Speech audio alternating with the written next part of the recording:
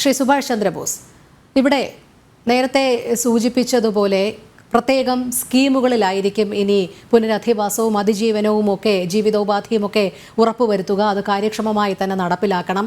പക്ഷേ ചില സംശയങ്ങൾ ഉയരുന്നുണ്ട്. കാരണം വയനാട് ഒരു ദുരന്ത മേഖലയായി മാറിക്കഴിഞ്ഞു. ടൂറിസം അടക്കമുള്ള കാര്യങ്ങൾക്ക് വലിയ വെല്ലുവിളി സൃഷ്ടിക്കുകയാണ്. അവിടേക്ക് പോകാൻ പോലും പലരും മടിക്കുന്നു. അതുകൊണ്ട് ഈ ഒരു സാഹചര്യത്തിൽ വയനാടിൻ്റെ പുനരധിവാസം അല്ലെങ്കിൽ അവിടെയുള്ള ജനതയുടെ വീണ്ടും അതിജീവനം എന്ന് പറയുമ്പോൾ അത് എത്രത്തോളം പ്രായോഗികമായി എങ്ങനെ നടപ്പിലാക്കണം എന്നാണ് ഉദ്ദേശിക്കുന്നത്? ശ്രീ റജി ലൂക്കോസ് സാറും ഞാനുമായി ഒരുപാട് ചാനലുകളിൽ പങ്കെടുത്തിട്ടുണ്ട്. എൻ്റെ നല്ലൊരു സുഹൃത്താണ്. അദ്ദേഹം ഭാവനാപൂർണ്ണമായി കാര്യങ്ങൾ പറഞ്ഞു. അതിലൊരു ചെറിയ തിരുത്ത്. ഞാൻ സിസ്റ്റത്തിൽ നിരവധി വർഷം നിരവധി സ്ഥാപനങ്ങളിൽ പ്രവർത്തിക്കുകയും ഡയറക്ടറായിട്ടിരിക്കുകയും ഒക്കെ ചെയ്തിട്ടുള്ള ആളാണ്. നമുക്കിത് കഴിഞ്ഞ് പ്രോജക്റ്റുകളിൽ പൈസ വന്ന് കഴിയുമ്പോൾ ഡിപ്പാർട്ട്മെൻറ്റുകളെ മാത്രമേ പൈസ ഏൽപ്പിക്കാൻ കഴിയൂ. ഫിഷറീസിൻ്റെ പൈസ എടുത്ത് ഫിഷറീസിനെ കൊടുക്കാൻ പറ്റൂ. കളക്ടറുടെ സംവിധാനത്തെ മാറ്റി നിർത്താൻ പറ്റില്ല. ഒരു സംവിധാനത്തെയും പുനർനിർണ്ണയിക്കാൻ കഴിയില്ല. സംവിധാനങ്ങൾക്കേ പൈസ കൊടുക്കാൻ കഴിയൂ. ഏത് സ്കീമായാലും അവരാണ് പ്രോജക്റ്റുകൾ തയ്യാറാക്കുന്നത്. അത് മുകളിലോട്ട് പോവുകയോ അല്ലെങ്കിൽ സംസ്ഥാന സർക്കാരിന് കിട്ടുകയോ കേന്ദ്ര ഗവൺമെൻറ്റിലായാലും ഫണ്ടിങ് ഏത് കിട്ടിയാലും തിരിച്ച് അത് റൂട്ട് ചെയ്യുന്നത് ഈ ഡിപ്പാർട്ട്മെൻറ്റുകൾ വഴിയേ നടപ്പിലാക്കാൻ കഴിയൂ. സുനാമി മുതൽ 2005 സുനാമി മുതൽ അതിനുമുമ്പ് ഒരുപാട് ദുരന്തം കേരളത്തിലുണ്ടായിട്ടുണ്ട്. അത് പക്ഷേ നമ്മുടെ തലമുറയ്ക്കൊന്നും പരിചിതമല്ല. സുനാമി 2004 സുനാമി മുതൽ 20 വർഷത്തെ ദുരന്ത പരിപാലന ദുരന്ത റീഹാബിലിറ്റേഷൻ പുനർനിർമ്മാണ പ്രക്രിയയിൽ റജി ലൂക്കോസ് സാറ് ഗവൺമെൻറ്റുകളുടെ താല്പര്യങ്ങൾ മാറ്റിവെച്ച് പക്ഷങ്ങൾ മാറ്റിവെച്ച് ഒന്ന് പഠിക്കാൻ ശ്രമിക്കണം. എല്ലാ ദുരന്തങ്ങളിലും നമ്മൾ അഴിമതി നടത്തിയിട്ടുള്ളൊരു സമൂഹമാണ്. അത് UDF എന്നോ LDF എന്നോ അല്ലെങ്കിൽ ഏതെങ്കിലും പഞ്ചായത്തെന്നോ ഏതെങ്കിലും രാഷ്ട്രീയ പാർട്ടിയൊന്നും അല്ല. ഇപ്പോൾ BJP കുറേ പഞ്ചായത്തുകളും കൂടെ ഭരിക്കുന്നുണ്ടല്ലോ. അപ്പോൾ അതുകൊണ്ട് അവർ സംസ്ഥാനത്തില്ലെങ്കിലും ഉണ്ടല്ലോ. അതുകൊണ്ട് ഞാൻ വേറെ ഒരു പാർട്ടിയും ഫോക്കസ് ചെയ്തല്ല പറയുന്നത്. നമ്മുടെ ബ്യൂറോക്രാറ്റിക് സിസ്റ്റത്തിൽ, നമ്മുടെ പൊളിറ്റിക്കൽ സിസ്റ്റത്തിൽ അത് ഏത് പാർട്ടിയായാലും പണം കൈകാര്യം ചെയ്യുമ്പോൾ ഒരുപാട് പ്രശ്നങ്ങൾ വരും. അതുകൊണ്ടാണ് ഞാൻ ആദ്യമേ സൂചിപ്പിക്കുന്നത്, പ്രോജക്റ്റുകൾ പൈസ താഴോട്ട് വന്നാൽ അത് സ്റ്റേറ്റ് ലെവലിലും ജില്ലാതലത്തിലും ഒരു പ്രത്യേക മിഷൻ ഇത് മോണിറ്റർ ചെയ്യുകയും ആ മിഷൻ ട്രാൻസ്പെറൻ്റായി ഇത് ചെയ്യാതിരുന്നാൽ തീർച്ചയായിട്ടും ജനങ്ങൾക്ക് ബുദ്ധിമുട്ടുണ്ടാകും. അത് നമ്മൾ കവളപ്പാറയിൽ കണ്ടു, പുത്തുമലയിൽ കണ്ടു, പൊട്ടുപൊടിയിൽ കണ്ടു, നേരത്തെ വിഴിഞ്ഞം പദ്ധതിയുടെ ഭാഗമായി കണ്ടു, ഓഖിയിൽ കണ്ടു, സുനാമിയിൽ കണ്ടു, എല്ലാത്തിലും കണ്ടു. അതുകൊണ്ട് ഈ ഞാൻ പറഞ്ഞ 4 ദിവസം കഴിയുമ്പോൾ നമ്മുടെ ചർച്ചകളും തീരും, എല്ലാവരും ചുരമിറങ്ങും. പിന്നെ ഇതെല്ലാം ചെയ്യുന്നത് സർക്കാർ സംവിധാനത്തിലാണ്. സർക്കാർ സംവിധാനം എന്ന് പറയുമ്പോൾ ഞാൻ ഈ പറഞ്ഞതുപോലെയുള്ള എല്ലാ കുഴപ്പങ്ങളും കൂടി ഉള്ളൊരു സംവിധാനമാണ്.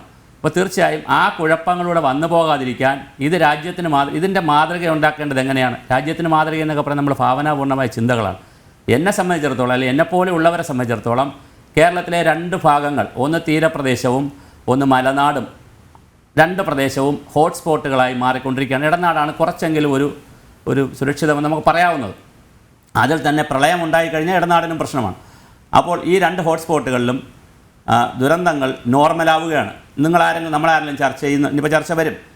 IMDയുടെ പുതിയ റിപ്പോർട്ട് വന്നിട്ടുണ്ട്. സെപ്റ്റംബർ മാസം ഒന്ന് കടന്നു കിട്ടണം. ലാനിനോ കടലിൽ വന്നിട്ടുണ്ട്. നല്ല മഴ വരാൻ സാധ്യതയുണ്ട്.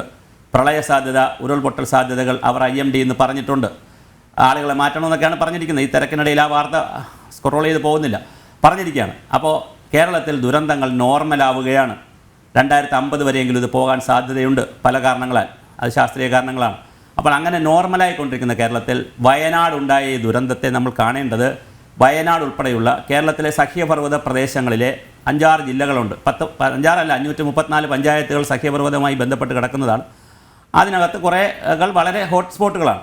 അവിടെയുള്ള ദുരന്തങ്ങളോ ഇതുപോലത്തെ പ്രശ്നങ്ങളോ ഉണ്ടായാൽ അതിനെ മാതൃകാപരമായി രക്ഷിക്കുന്നതിനുള്ള ഒരു മോഡൽ പ്രോജക്റ്റ് ആയിരിക്കണം വയനാട് ഉണ്ടാകേണ്ടത്. അങ്ങനെ ഒരു മോഡൽ പ്രോജക്റ്റും മോഡൽ ടൗൺഷിപ്പെന്നോ വില്ലേജ് ഷിപ്പെന്നോ എന്ത് പേരിട്ടോളൂ, അങ്ങനൊരു സംവിധാനം ഉണ്ടായാൽ തീർച്ചയായിട്ടും അത് മലനാടിന് മൊത്തത്തിൽ നമുക്ക് സംരക്ഷിക്കുന്നതിൻ്റെ മോഡൽ കാര്യം ചെയ്യാൻ പറ്റും. ഇതുപോലെ നമുക്ക് തീരപ്രദേശത്തെക്കുറിച്ചും ചിന്തിച്ചാൽ തീർച്ചയായിട്ടും ആളുകൾ മാറി താമസിക്കില്ല എന്നൊക്കെ പറയുന്നത് വെറുതെയാണ്. ഞാൻ പ്രളയമുണ്ടായപ്പോൾ മത്സ്യത്തൊഴിലാളികളുമായി ബന്ധപ്പെട്ട് അതിൻ്റെ സംസ്ഥാന നേതാക്കളുമായി ബന്ധപ്പെട്ട് പല ചാനലുകളും തർക്കിച്ചിട്ടുണ്ട്. നിങ്ങൾ മാറി താമസിക്കണം കടൽ തീരത്ത് നിന്ന്. അപ്പോൾ ഞങ്ങൾ കടലിൻ്റെ മക്കളാണ്, ഒരുപാട് വൈകാരികമായിട്ട് സംസാരിച്ചു. പക്ഷേ ഇപ്പോൾ കേരള സർക്കാരിൻ്റെ പുനർഗേഹം പദ്ധതിയുടെ ഭാഗമായി അവർ കടലിൻ്റെ അടുത്തുനിന്ന് മാറി താമസിക്കാൻ തയ്യാറാണ്. അപ്പോൾ അതുകൊണ്ട് ഇവിടെ മലനാട്ടിൽ താമസിക്കുന്നവരോട് എനിക്ക് പറയാനുള്ളത്, ഒരു വൈകാരികതയുടെയും പ്രശ്നമില്ല. അവിടെ സ്റ്റീപ്പ് സ്ലോപ്പുള്ള ഏരിയകളിൽ താമസിക്കരുത്. ഗവൺമെൻറ് പറയുന്ന, സാങ്കേതിക വിദഗ്ധർ പറയുന്ന സ്ഥലങ്ങളിലേക്ക് നിങ്ങൾ മാറി താമസിക്കണം. അതിന് പറ്റിയ കെട്ടിടങ്ങളെ നിങ്ങൾ ചെയ്യാവൂ. ഇന്നലെ ഒരു ചാനലിൽ നമ്മുടെ നമ്മുടെ സതീഷ് ഗോപി സാറും കൂടെ ഉണ്ടായിരുന്നു ചാനലിൽ. അവിടെ നിന്നൊരു വയനാട്ടിലെ അധ്യാപകൻ പറയുകയായിരുന്നു, അത് വലിയൊരു ചോദ്യമാണ് കേരളത്തോട് ചോദിച്ചത്.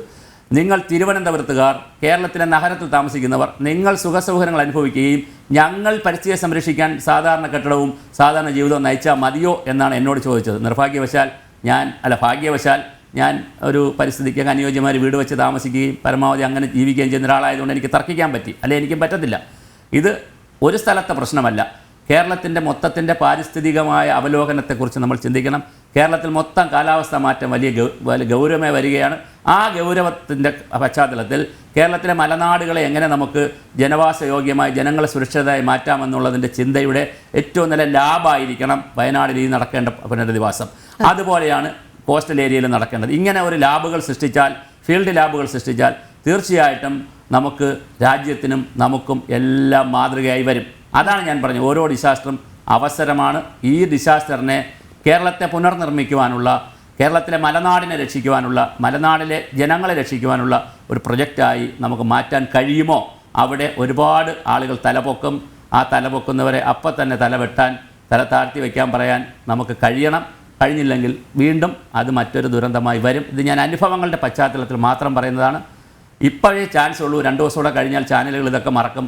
ഞങ്ങളെപ്പോലുള്ളവർക്ക് സംസാരിക്കാൻ അവസരം പോലും കിട്ടാറില്ല. അതുകൊണ്ടാണ് ഞാൻ ഇപ്പോൾ ഈ അവസരത്തിൽ ഇത് പറഞ്ഞത്. അതെ, തീർച്ചയായും.